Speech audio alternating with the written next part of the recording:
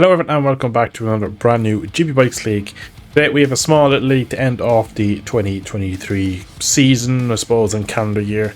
A small mini series, mini 3-run series on the GP23, but now this mod has been updated from its first launch on Beta 21B, and it's made a big step, to be fair, and that's pretty much why I joined this league, because a lot of you might have seen the video I put out when the league when the update, the new beta patch came out, that this mod wasn't very good. It was okay and slightly enjoyable, but very much in the essence that it would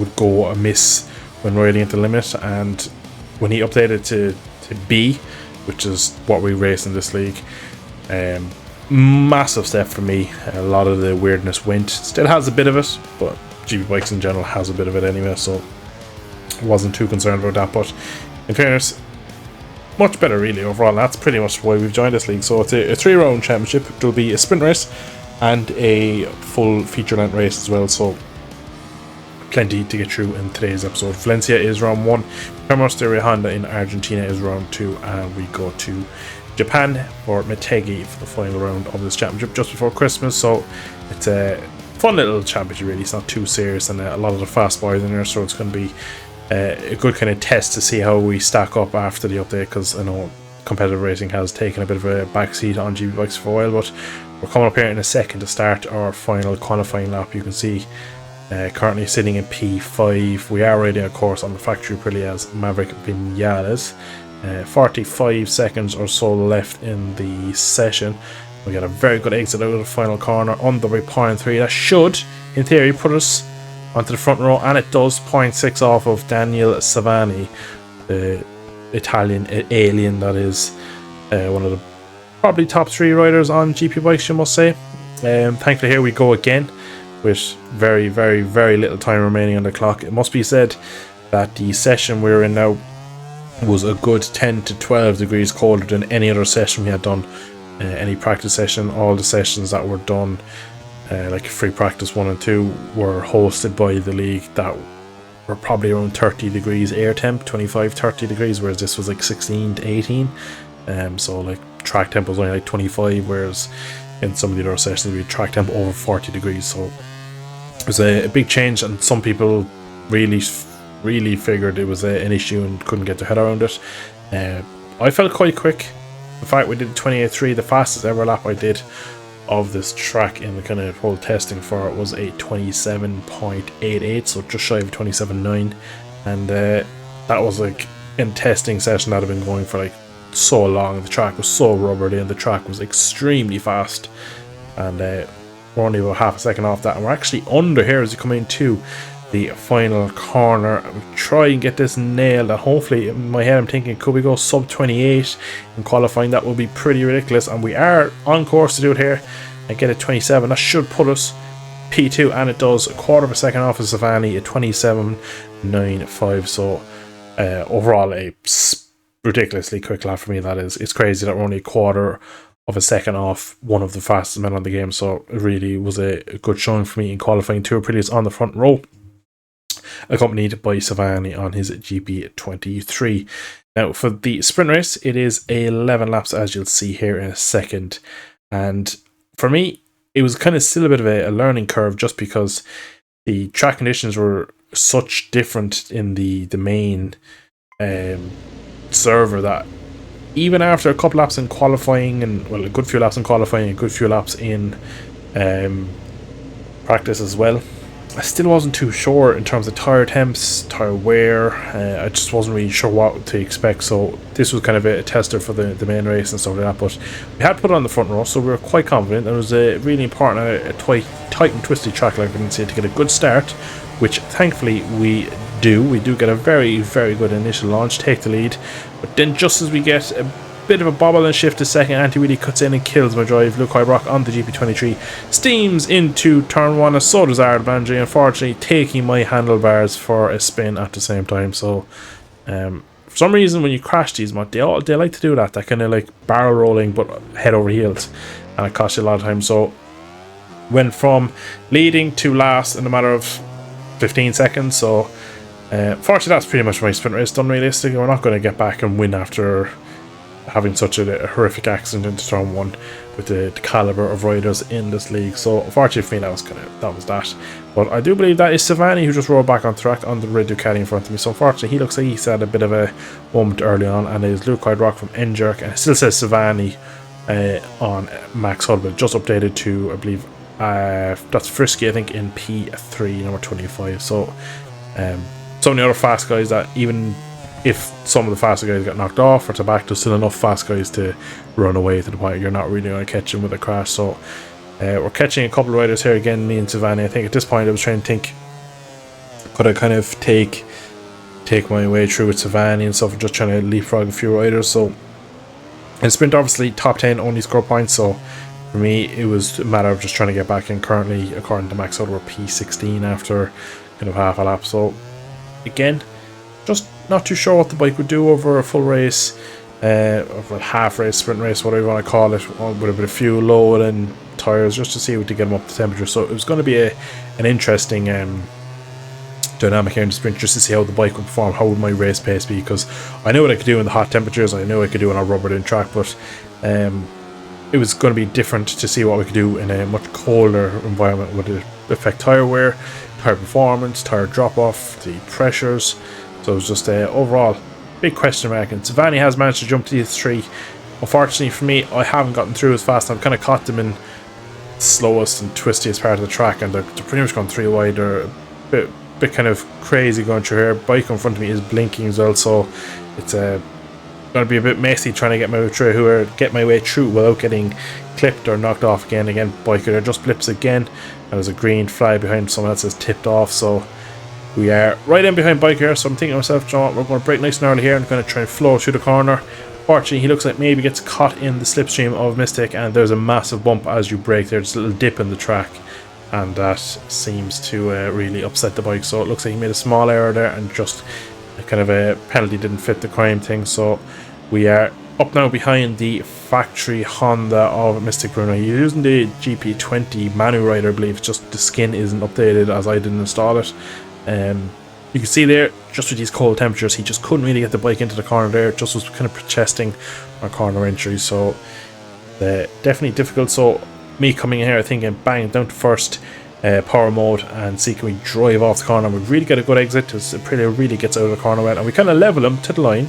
And then when we get to 5th and 6th gear, that our Honda kind of takes over. Thankfully, he just being slightly on the more optimal racing line, I can kind of carry the speed into turn 1 and brake just a touch later, and that was me up into P13. So from P2 to P1 to last back to P13 by the end of lap 2, start to lap 3 isn't too bad. So at this point now you can see a couple of riders again in front of me, but gaps are starting to appear.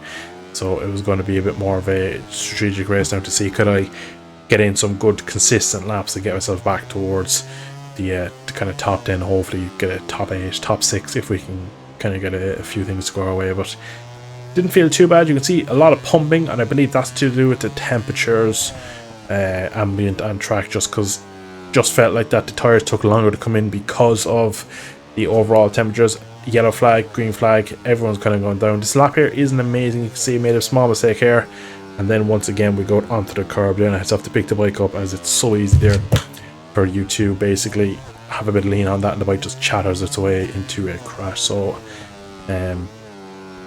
yellow flags everywhere. Again, it's a bit of a messy track, Valencia. I'm not really a fan of it. It's not a great racetrack. These bikes are a bit too Mickey Mouse for this track, really, and you can never really open up, so you're always kind of fighting the bike around here, and it's very hard to kind of get the bike around. But in fairness, we're not doing too bad of a job. We're up to P13 now. We have Jono Ninja in front, so he's going to be our next on the hit list. A man, I believe, on a Honda. Someone is after going off into turn 1 and tipping off, and I'm not too sure who exactly that was, so that is one position gained. We have caught up later on this lap to Jono Ninja on his Honda, so thinking maybe into the final corner, a nice run through there. Probably maybe tried it a bit earlier. I could probably have been a bit more aggressive. I'm thinking just try and glide up the inside, which you do. Jono is notoriously known as being a first person only rider, so I had to give him plenty of space so he could see me. Fortunately, when we pick it up, small bit of understeer pushes onto the AstroTurf on the outside, and wheel spin and a small curb creates a basically unbreakable wheelie, and then we end up getting a little bit hot into turn 1. I kind of gained just so much on the brakes to the point where I was like, I'm not going to tip in just in case I end up running into the back of him. So unfortunately, we're losing a bit of time here with John. I'm just making a couple of mistakes myself, but it's a bit unfortunate because really I got the move done. I just made a small error on the exit and I got really punished by getting repassed, and now we're in the twisty part of the track that's really hard to overtake. But he just goes onto the curb there, and again, just kind of like Mystic Wilder, the bike couldn't get its way to the apex. Not too sure what Flavio was doing there. He comes back onto the race and look behind him after going off track. Quite clueless there in a way, just to ride straight back on and hit a rider on a live track. Very lucky not to come off worse than that. That was one of the moments in the race. I was kind of more annoyed about that than I was more annoyed about the crash at the start. Turn 1 is understandable, but he was looking back and he's just still riding aimlessly into the middle of the racing line, which is very, very dangerous, and we're lucky he got away with this. So jump 2, lap 7, lap 8, and we are now pretty much in touch with the host Tevea. 28.4, massive snap into turn 1. And Tevea's after getting a very wrong Marquez line from 2017. So we're definitely trying to get onto the back. The only thing with Tevea, and if you've seen any of my leagues where I've battled Tevea, he is in Argentina, so it's always a bit laggy. The two of us, me being in Ireland and him being in Argentina. So you kind of have to nearly predict Tevea's movements, which is very hard because it's so hard to understand. You can see the way the bike is twitching around and it's kind of bouncing and the line is changing and all sorts. So what ends up happening is you start watching him and then you just kind of mirror his speed and stuff, and you never really do anything. So here we get onto the curb, he wheelies, and we have to shut the throttle and go onto the AstroTurf. So a bit dangerous for us there, but we're kind of hoping for a mistake. He does go wide into the long left-hander of turn 8, so we're thinking if we get really tight onto the curb here in 9 and just cut across and hopefully keep the position through 10 and 11 and just kind of get the move done, because you can lose a lot of time behind the rider even if you're quicker when they're lagging like that. And Valencia is just one of those tracks, it's so hard to overtake. Coming on now to start the final lap, I do believe, or penultimate lap, sorry. 28.1, fastest lap for me. Now we're starting the final lap at 28.2, so race pace is really, really strong. It was stronger than I can imagine. And again, up to the line, final lap of the sprint at 28.0, so the race speed was, once the tyres came in, which took about 4 laps, maybe if we didn't get the crash at the start, might have been better, but it really came in strong. Luke Hydrock, after a brilliant start, wins it from Savani, who makes a great recovery. Superman runs off the podium, the Australian, Enjerk in P4 and I in a P5. I was 6th across the line, but Foxer Boxer gets a long lap penalty for track limits, I believe it says down in the bottom, and we end up getting a spot for that. So just showing there my consistency. Lap 8 on 28s, we had a couple of 28s early in the race, so it was just nice, because 28s for me were struggling for most of the week, and we did the odd 27 and stuff like that. So the fact we were consistently doing it was really good and consistent. So I was quite happy coming into this race thinking, like, if I could be doing 28s, I could be on for something a little bit better here, and hopefully if we get a clean start and get to run to turn 1 and kind of stick with Savani and anyone else who gets off the line well. So forward lights once again, and an attempt number 2 for a good start. Decent start, decent initial getaway. Then again a small wheelie, and that just cuts in the anti-wheelie, and Frisky rides straight through him. Unfortunately, well, just completely blew me up. So penalty for him for that. I think it was like 10 seconds he got, but I'm sure that wasn't just for me. I think he has an instance. Once again, Ducatis at the back here. I'm not too sure who's who. Luke Hydrock, a race winner from the sprint, is at the back of me here. So I was thinking, well, this guy won the sprint. This will be a good guy to see what I can do if I can kind of match and go with him.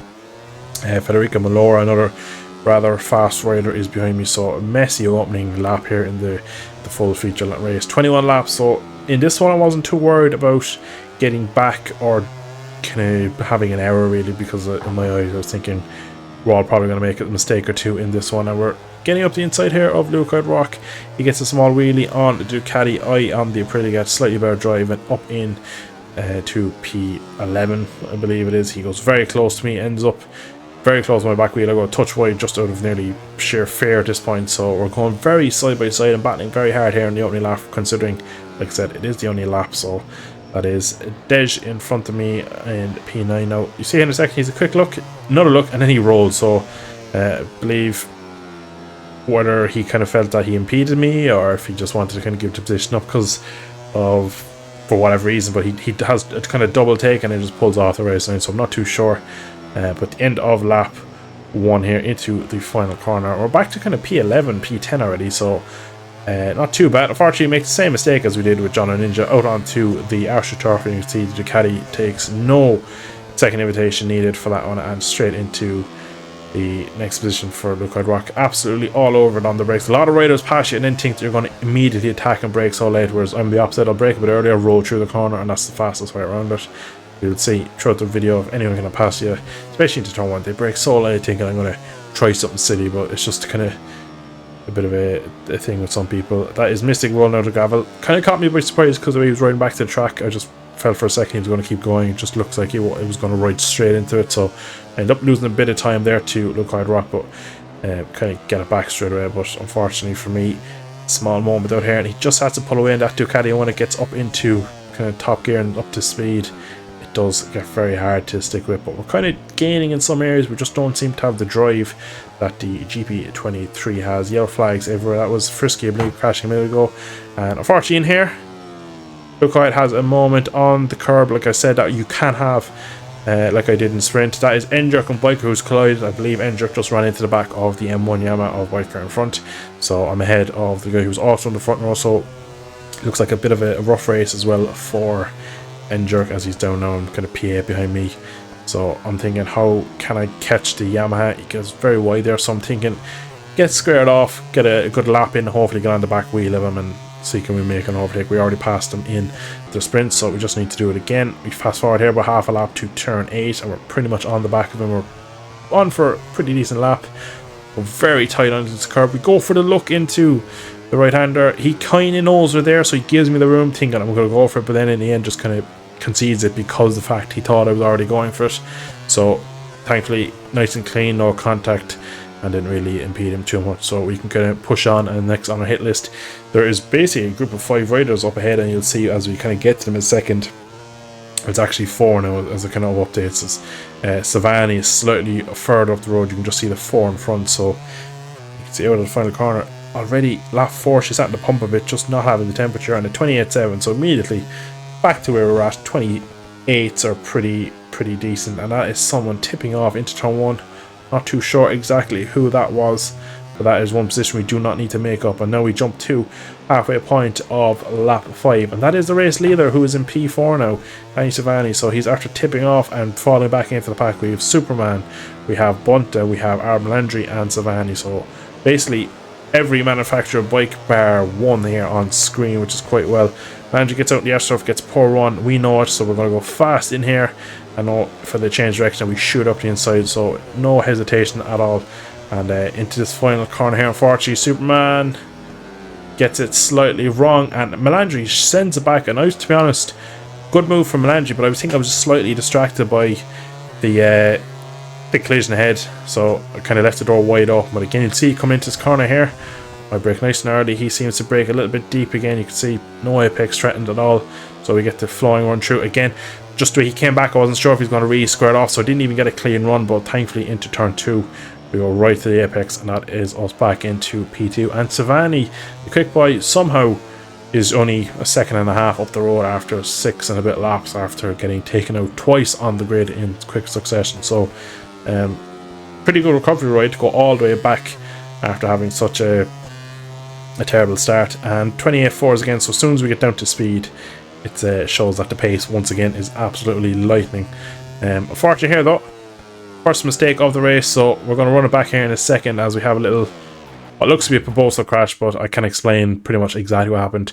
Get on the brakes here. For whatever reason, the rear end locks a small bit and slides, misses the apex. I end up slightly off the racing line. As soon as I open the throttle, it spins, which creates basically a shock and a kind of vibration, which off the racing line just creates a little bit of a moment, and that ends up in a high side. So one small mistake in corner entry costs a high side on exit, which is terribly unfortunate, but can happen. So lap 7 going on to lap 8 now, and we are pretty much P4, and we are, you'll see here in a second, I do believe I freeze it here in a second. So just showing off this lap here, basically got it back on dirty tires and pushed through the way. Got a 28.2, 6.5 seconds up the road to Enjerk, and we have 7 seconds back to Luke Rock. So they're the kind of gaps I need to be managing. So from here on out, I know I'm slightly quicker than Enjerk, and we take a lot of time out of him. 28.0, so we're really motoring. 28.1, gap is coming down. We're pulling away from Luke Rock, so we're probably the fastest man on track, bar Savani, depending on his speed. So it's really good to see, and that is a massive high side from Melandri in front of me. And again, his bike drifts across. I need to have a small little hesitation, a little fright, but we're nearly with an Enjerk here, and we're really getting motoring on here. We're lap at 17, 28.3. So these are just, I still can't follow them even now how I'm doing these lap times, because they felt like they were coming so easily, but the lap time was just ridiculously strong. And Enjerk by no means is no slouch, and the fact equal equipment that I was putting him in this fast was really interesting. And as soon as I get to him, I kind of you kind of get a bit excited because you've caught him so fast. You just think you're going to fly through him, but at the same time you need to make the move clean and respectful, and you need to do it in a way that doesn't cost you both times. So when I caught him at first, I was about a second and a half off, and I just couldn't get near him because I just started to have a small issue with the fact there was someone in front of me, because for 6-7 laps I was putting in these qualifying-esque laps, lap after lap, no one in front of me, and I was running such a consistent, smooth pace and felt very good.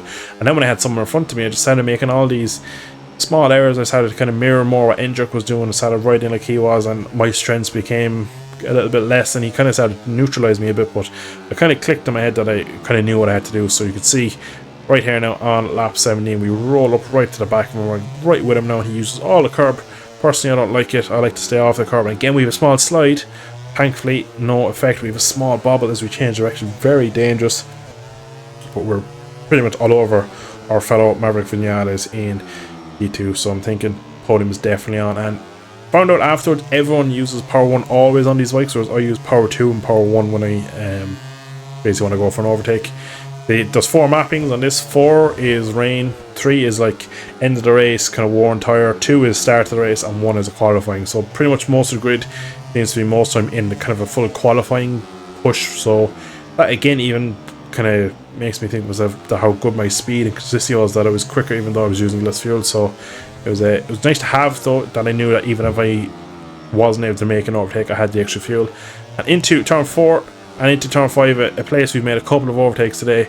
Again, he just seems to give me space. He looks like he gets a bit unsettled on the previous curb, and knows that I'm there and kind of just doesn't fight it. Probably knows that my pace is just a bit stronger, and he kind of gave me the gap. And in fairness, Enjerk always as clean as possible. So up into P2, unfortunately 16.5 seconds up to Savani. We're never catching that back without a mistake or two from the Italian. So at this point now, a couple laps to go. I just need to be consistent, and we've gotten ourselves a brilliant P2 from the back of the grid essentially, which would have been one of the rides of my probably GB Bikes career really, if I get this one across the line. So it's been a nice ride just to fought back. Had the mistake after catching pretty much to Savani, and then having to come back again, so I've had to go pretty deep into the toolbox to pull this one out. But looks like now we've gotten the job done, and we just need to kind of bring this one home. So no stress, just get the gap. 28.3, so even with the overtake, beautiful lap time. 28.5 that one. We're just going to settle off a bit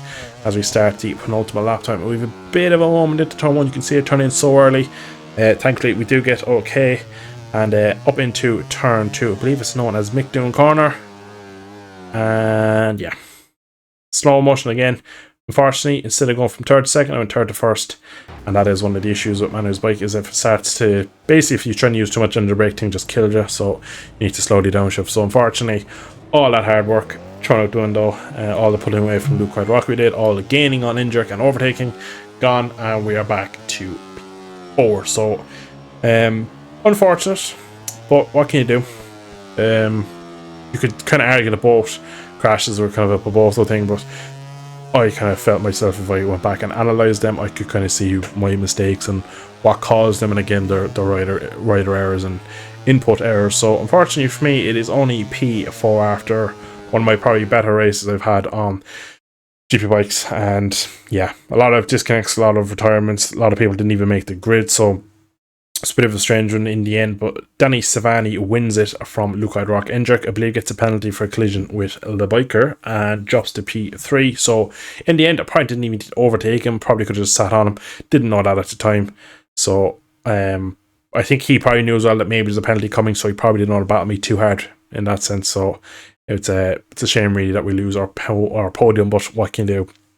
Luke Hydrock takes the lead of the championship. Savani very strong in P2, Endrick P3, and I'm in P4, so not a million miles off. I end up, I think, P4, it looks like, in the sprint in the GP after all the penalties handed out. So 2 decent results considering both races we were sent to the back of the grid and had to come through at a track that is notoriously hard to overtake. So overall, just kind of happy with that one, really. And just in the end, it was a fun race. And next time out, we have Tarmas, which is a bit more of a flooring track, probably a place where you can overtake slightly better as well. So it might be a bit more action packed at the front. I know this one was pretty good, but hopefully in the next one we don't have to come from last in sprint and main race. But yeah, we'll leave it there. Hope you have enjoyed. Thank you all for tuning in. If you did enjoy today's video, drop a like down below, subscribe to see more, and catch you all in a future GP Bikes video. Thank you for watching. Slán go fóill.